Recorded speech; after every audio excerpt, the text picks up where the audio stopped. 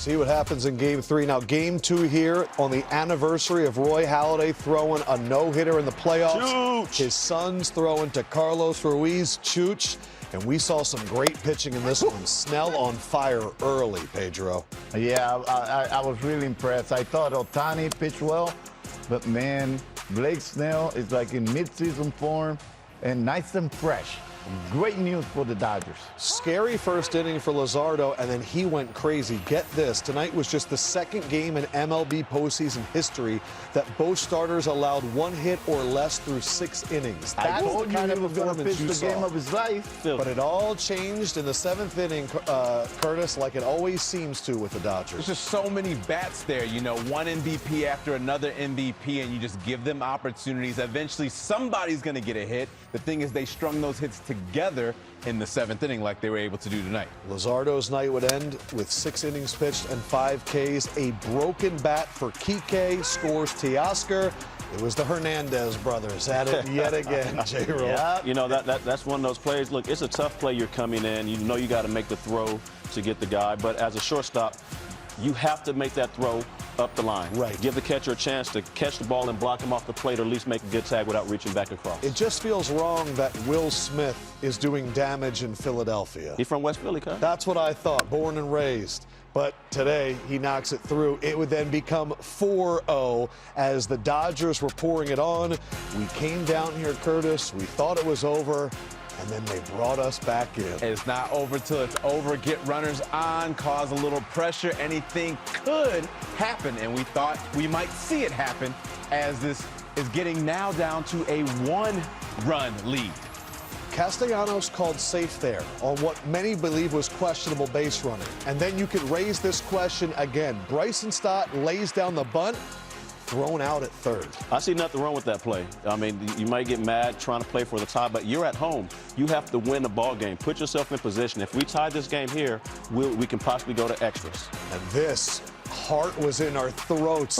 The skip throw there to Freeman. He digs it out. He gets the out. And the Dodgers win both games in Philadelphia. The Dodgers have now won 9 in a row. That top of the lineup for the Phillies, including Kyle Schwarber, who is now 0 for his last 21 with 13 Ks. They can't get it done. The comeback falls short. And the Dodgers have been showing grit. Just ask Blake Snell. What can you say about the grit of the team? Just that pick by Freddie, the bunt defense. Will's playing with a broken hand. Yeah, no, it's unbelievable. And then Muncy on the bunt to go 3 as well. I mean, what a wild inning, but to play here, get 2 wins in this environment is special, and the team's clicking right now. It's a lot of fun. It was an impromptu play that I just told Mookie, you know Stott's going to bunt. He's a good bunter, and so let's just run a wheel play. Those guys executed it to perfection, and for me, that was our only chance really to win that game in that moment. I love the fight in the 8th and 9th inning. They fought like hell, and hopefully that carries over into Wednesday. But this is a resilient group. Our backs are against the wall. You just got to come out fighting. Yeah, does it suck that we didn't get a win here? Absolutely. But now we have to go out there. We have to focus on one game at a time. There's no looking ahead, right? And make our flight back home here in Philly, because we're going to be coming back at some point and make it worth something. All right, so we're out here because we're going to break down the bunt, which seemed like the pivotal moment in the game. But first, we got to talk about Blake Snell.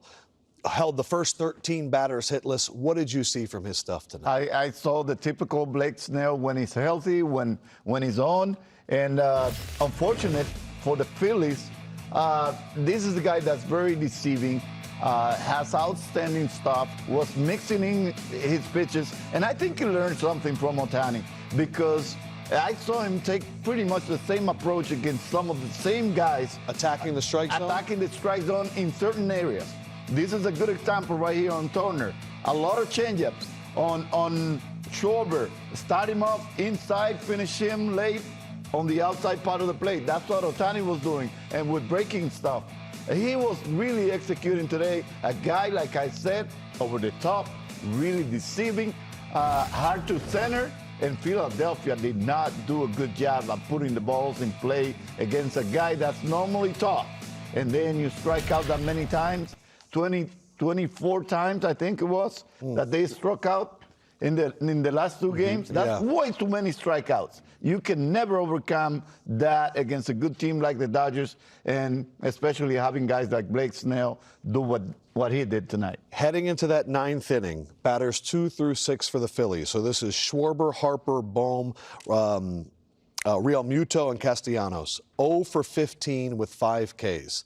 Now, the 9th inning, they came alive. So let's check out tonight's all-heart moment presented by Thrivent, because it's the one that everyone's been talking about.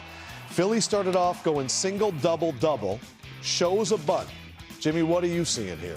Well, what should happen is that on that first pitch, Castellanos should have... What's this play where the second and short? So the will play means we're giving up second base. Right. We're going to take our chance and get the out at third. Worst case scenario, he's safe, we get the out at first. Gotcha. But as a base runner, you have to see what's going on. Mookie isn't really holding him on. He's just kind of standing right there behind him. And what I didn't like about his lead is Castellanos went straight out. You're always taught at second base, when you take your lead, you walk towards the shortstop. Because it looked like Mookie's in a dead sprint. Right, and you're almost at that position, he can feel Mookie, he can hear Mookie. When Mookie moves, you move with him. But remember, there's no force play. There's no force play at third. He's got to tag you at third. He has to tag you at third. So they're giving up second base. That means I can get as far as I can because no one's going to be at second base for a back pick. I can always turn around I can always get back. He didn't do that. He was just kind of sitting there almost like there was no game plan. Like what to do. If I can read this bunt and it's short, I can always get, and it's short and I can get there, I can go. Right. If not, I can go back. I can dictate a lot of things as a runner. If I take this lead as I'm coming back, Curtis is there, he's holding me on, okay, perfect. The bag is here. They can't pick me off. Third base coach is watching the second baseman. I have my eyes on him because he's probably already away from me because he has to get the first. Right. So I'm going to walk back, and I want to see exactly where Curtis is. If there's a pick, 2 things. He's going to have to go around me, and I can just cut him off right here. Because if he bumps me, I get the advance to third. But also, as the play goes on, if I'm here, I'm standing here, I'm not worried about the pick at second. As Mookie is hitting there and the pitcher lifts his leg, I can see the ball in the strike zone. I have to anticipate he's going to bunt that pitch. And with no one at second base, I can get down as far as I can. The catcher is not going to run back and try to get me at second base. So as Mookie starts to take off and he goes, I'm going right there with him as fast as I can, as far as I can, because I do want to get to third. But if I see that Mookie's 4 or 5 steps ahead of me, I can hit on the brakes. They're going to yell third because that's what it looks like I'm doing. Yes. I can go back to second. Now his runners on first and second and nobody out. But the most important thing for those out there, base runners, when you're on second base, find the shortstop. Your third base coach is going to take the second baseman. We're not worried about the pick. They showed us on the first pitch what exactly they're doing. They're crashing. Find the shortstop. Get in his face. I want to feel you. What's going on, Curtis? You good? Right. Okay. The only way he can pick me is by running through me. If he runs through me, I get a free advance. But that way, like I said, I want to feel him. You can I take want a to hear lead Curtis that deep. As deep as you want to. You can take a lead to center field if you like. Now you could get picked off, but you can do that. They tell you to come deep, get right next to him. And as a shortstop, if we were reversed, if you do that, I'm going to play with you. I'm going to mess with you. You come back towards me, hey. Just to get you thinking I might go there because I have to beat you here. And if you're deep, you're changing my angle to third. I can't run straight across. The deeper you get, either I have to try to get you to come back or I'm going to have to stay screening. And as a third baseman, if you see the runner coming along with me and I'm looking like this, guess what? You're not making that throw. You are not making that throw. So there's a lot of things he could have done. A lot of people are questioning Rob Thompson right now in terms of bunting at all. What do you guys think? You guys are still okay with the decision to bunt? Dave Roberts said, we knew he was bunting. That's why they called the play. The reason they knew he was bunting is because you have stopped facing a lefty. He's 0 for 5 against him. His OPS against lefties on the season isn't that high. It's like around 600, I think. Yeah, you need to get the runner to third base. You need to get him 90 feet. With no outs, and then you can put yourself. So you're saying it's less about the decision to bunt and more of the reading of the base running. 100%.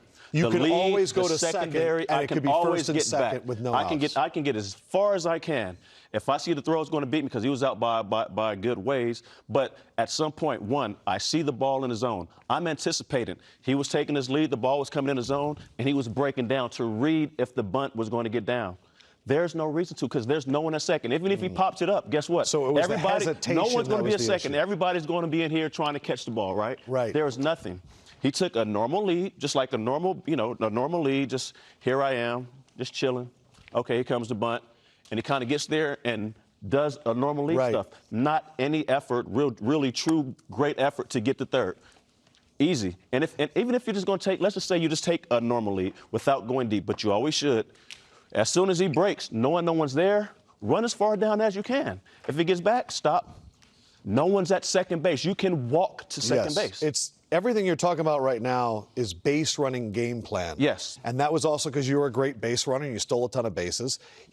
Nick kind of looked like someone that hasn't had a game plan when it runs the bases like that. And it that, looked like it didn't look like he had a game plan there. Cost them. Yeah. And that was big. You can always go back. All right. There's no force. You can go back. You can always have gone back to second.